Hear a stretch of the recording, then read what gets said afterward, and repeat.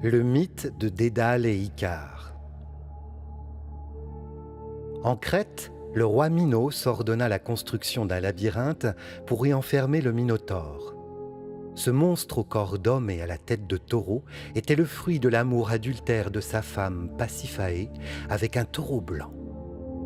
Ce fut Dédale, célèbre architecte, qui fut chargé de dessiner les plans du labyrinthe. Ce devait être un tel enchevêtrement de méandres, de tunnels et de voies sans issue que personne, pas même son architecte, ne pourrait en sortir. Une fois le labyrinthe terminé, le Minotaure y fut enfermé dans le plus grand secret. Tous les 9 ans, pour se nourrir, le Minotaure devait dévorer 7 jeunes hommes et 7 jeunes femmes d'Athènes.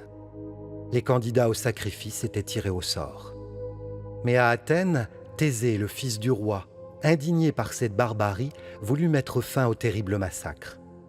Il se joignit alors volontairement à ceux que le sort avait désignés. En arrivant en Crète, il rencontra Ariane, la fille du roi Minos, qui s'éprit éperdument de lui.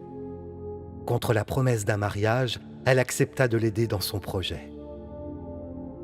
En proie au désespoir, réalisant que personne ne pouvait sortir vivant du labyrinthe, elle demanda à Dédale une solution. « Hélas, moi-même je ne saurais y parvenir seul, lui dit-il. Mais prends cette pelote de fil et donne-la à Thésée. Dis-lui de la dérouler dès son entrée dans le labyrinthe. Lorsqu'il voudra trouver la sortie, il lui suffira alors de suivre le fil. » Sur ses conseils, Ariane donna la pelote de fil à Thésée ainsi qu'un glaive pour tuer le monstre. Thésée entra dans le labyrinthe et déroula le fil comme convenu. Lorsqu'il trouva le Minotaure endormi, il le tua. Puis, suivant le fil, retrouva sans encombre son chemin vers la sortie. Victorieux et libres, Thésée et Ariane libérèrent les malheureux prisonniers et s'enfuirent, quittant la Crète pour Athènes. Mais ils avaient provoqué la terrible colère de Minos. Celui-ci rendit Dédale responsable de la fuite de sa fille et de cette trahison. Pour le punir, il le fit enfermer dans le labyrinthe avec son fils Icare. Mais sans fil, impossible de s'en échapper. Les jours puis les semaines passèrent, abandonnant les 2 hommes à leur triste sort, pris au piège de leurs propres murs. Un matin, alors que Dédale levait les yeux au ciel pour implorer la clémence des dieux, une idée illumina son esprit. Il se tourna vers son fils et lui dit « Icare, notre fuite est entravée par la terre et par l'eau, mais l'air et le ciel sont libres. À l'image de ces oiseaux, nous allons voler et fuir ce maudit labyrinthe. » Immédiatement, ils se mirent à la recherche de plumes d'oiseaux tombées au sol. Ils en rassemblèrent suffisamment pour que Dédale puisse confectionner de grandes ailes. L'astucieux et habile inventeur attacha les plumes entre elles grâce à de la cire, puis il les fixa sur les épaules de son fils et sur les siennes.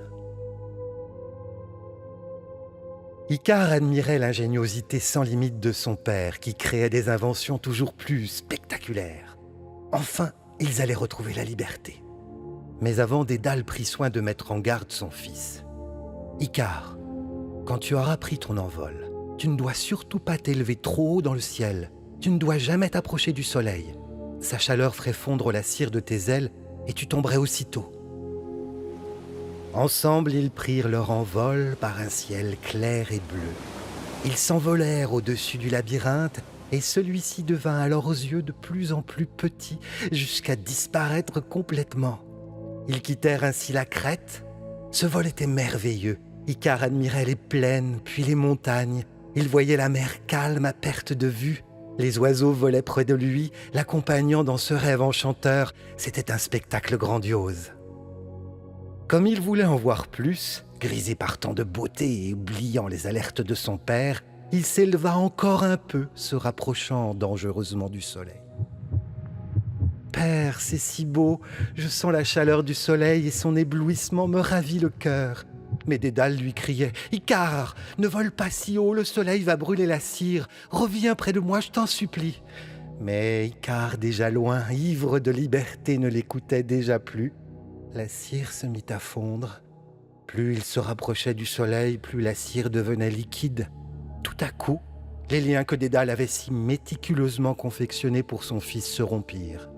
Les ailes se détachèrent et Icare tomba dans la mer en une longue et vertigineuse chute. Les eaux se refermèrent sur lui. Dédale hurla à tout rompre. Il était désespéré. Pour son jeune et fougueux fils, la lumière et le goût de la liberté avaient été plus forts que ses sages conseils. Plus tard, on donna aux flots qui virent périr Icare le nom de mer icarienne.